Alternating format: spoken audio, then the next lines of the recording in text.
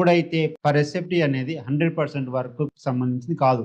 ఎప్పుడైతే మీరు ఒక డ్రాయింగ్‌ని పర్ఫెక్ట్‌గా చేసుకొని, దానికి సంబంధించిన స్ట్రక్చరల్ డ్రాయింగ్ తీసుకొని, ఈ స్ట్రక్చరల్ డ్రాయింగ్‌కి సంబంధించిన బీఓక్యూలు వేసుకొని, ఏ స్టీలు ఎంత క్వాంటిటీ పడుతుంది, అందులో వేస్టేజ్ ఎంత, ఇక మెటీరియల్ విషయానికొస్తే ఎంత క్వాంటిటీ ఇటుక పడుతుంది, ఎంత క్వాంటిటీ కంకర పడుతుంది, ఎంత క్వాంటిటీ ఇసుక పడుతుంది, ఎంత క్వాంటిటీ సిమెంట్ పడుతుంది అనేది పర్ఫెక్ట్ యాక్యురేట్‌గా ఎవ్వరు మీకు చెప్పరు. కాబట్టి మీరు ఎస్ఎఫ్టీ బేస్డ్‌గా వెళ్తే మీరు 100% మీరు లాస్ అవ్వటము లేదా మోసపోవటము మాత్రమే జరుగుతుంది.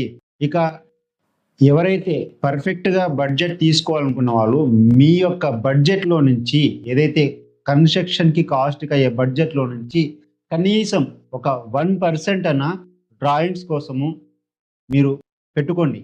ఎందుకంటే 50,00,000 పెట్టి కడుతున్న ఇంటికి కనీసం 1% అంటే 50,000